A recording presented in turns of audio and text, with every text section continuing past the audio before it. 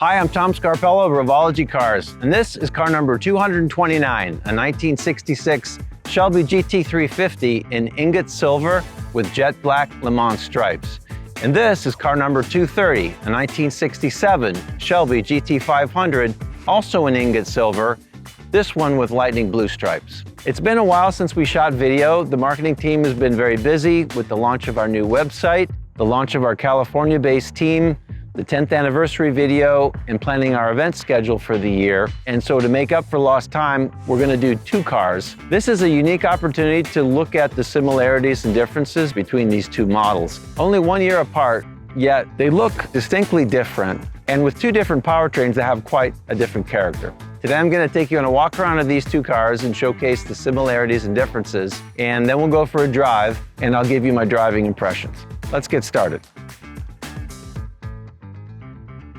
Okay, 66 Shelby GT350, 67 Shelby GT500. They look quite a bit different. Now, both cars are built on the same platform. Originally, they were built on the same platform. In fact, Ford used the same platform for Mustang, starting with the original Mustang in 1964.5 through 1970.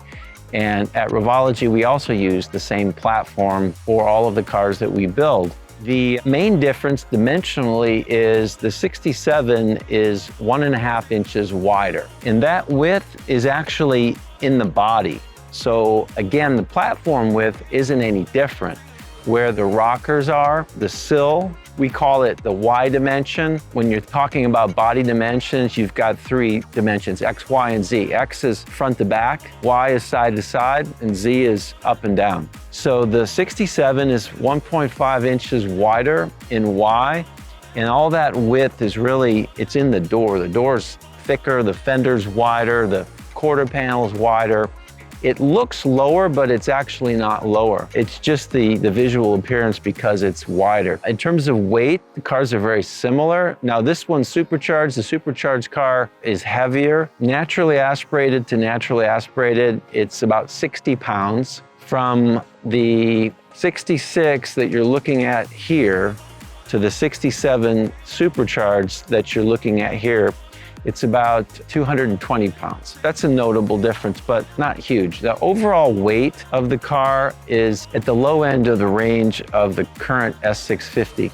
The early car is a more friendly looking car. It's less aggressive. It just looks happy. And I think that's probably one of the reasons it was such a popular car. It's just very approachable and just happy. I don't know how else to describe it. The 67 starts to look aggressive. The base Mustang became more aggressive.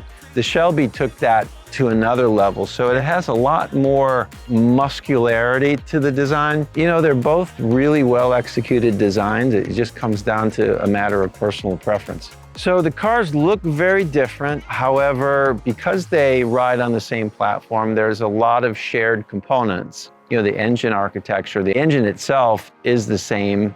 This car is a manual transmission, this is an automatic. Because it's a wider body, but it's the same platform, the wheels have 3/4 of an inch more negative offset or a deeper dish, which kind of pushes the wheel farther out. So the wheels are not interchangeable between the two models. The two cars have different subframes. So because this is a naturally aspirated car and this is a supercharged car, there are a lot more different parts that are used. However, still out of the roughly 2,500 discrete part numbers, 669 are common. So that's about 27%. So 27% commonality of parts, even with these two designs and powertrains that are so significantly different. Let's go for a drive.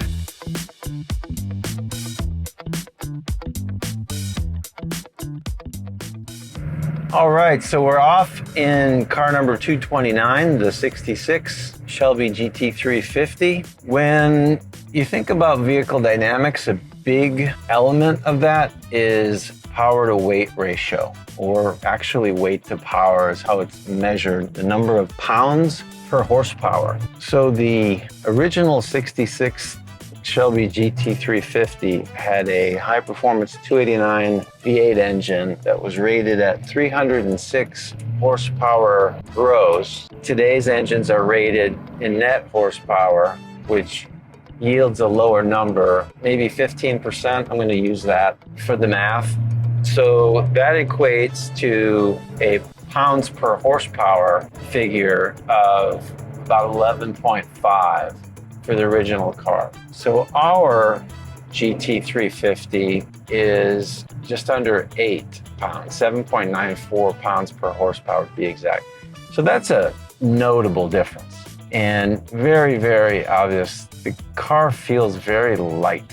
You know, the original Mustangs, to me, always felt kind of ponderous. They had a lot of lean, you know, in corners, and of course they didn't stop very well and they didn't turn very well. They really didn't have a lot of power. Even the highest performance variants by modern standards didn't have a lot of power. So the cars were not very responsive and they just seemed to be kind of lumbering and ponderous. But these cars, you know, with modern power and a bit less weight, really are very, very responsive and lively and just feel like they want to go, go, go. And that goes for both the naturally aspirated car that I'm driving now and the supercharged car as well. But we'll get to that one in a minute. You know, this one on the naturally aspirated car, I like it mated to the manual transmission because it's a very high revving engine, has a 7,500 RPM redline, and it just sounds so sweet when you rev it.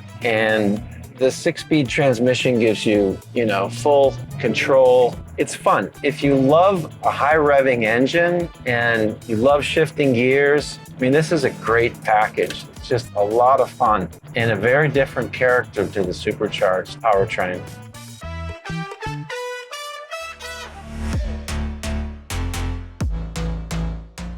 All right, so we're driving car number 230. This is the 67 GT500. You know, the first impression getting in this car and driving off is that somehow it feels a little bit more grown up than the 66. It's interesting because they're the same platform.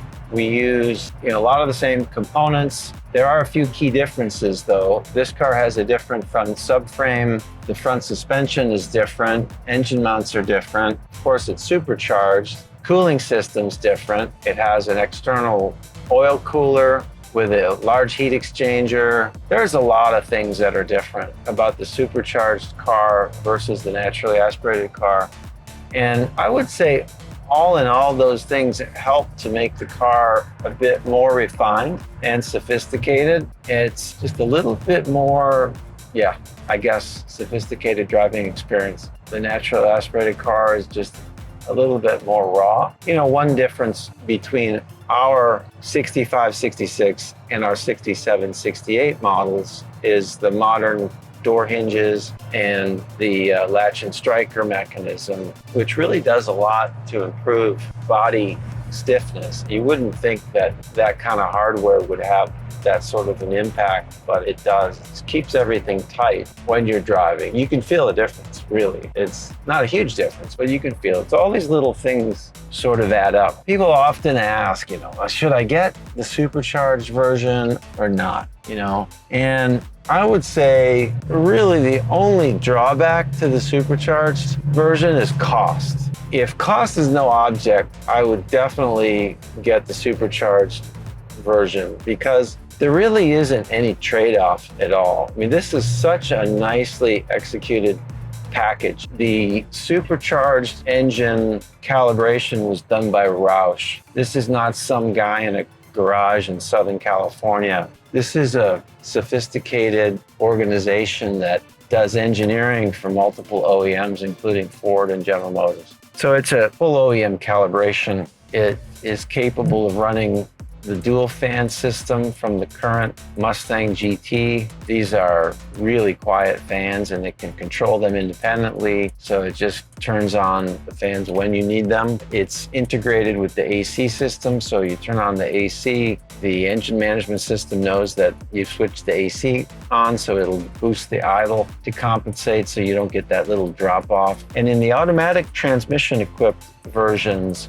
it features the programmable TRID, transmission identifier, which is another thing that I think probably warrants a lot more detailed discussion. But these transmissions, the 10R80, come out of the factory with different calibrations based on how the transmission performs on the transmission dyno. So that allows the transmission plant to run higher tolerances, and higher tolerances in manufacturing means lower cost. And they compensate for the higher tolerances with calibration that is specifically designed for that particular range where that transmission falls. But this calibration allows for a customized TRID, so it really just works together extremely well. And the engine just idles great, transmission shifts great. It just does everything so well, like a Camry. It could be a Camry. Until you nail it, then of course you're like, whoa, no Camry was ever like this.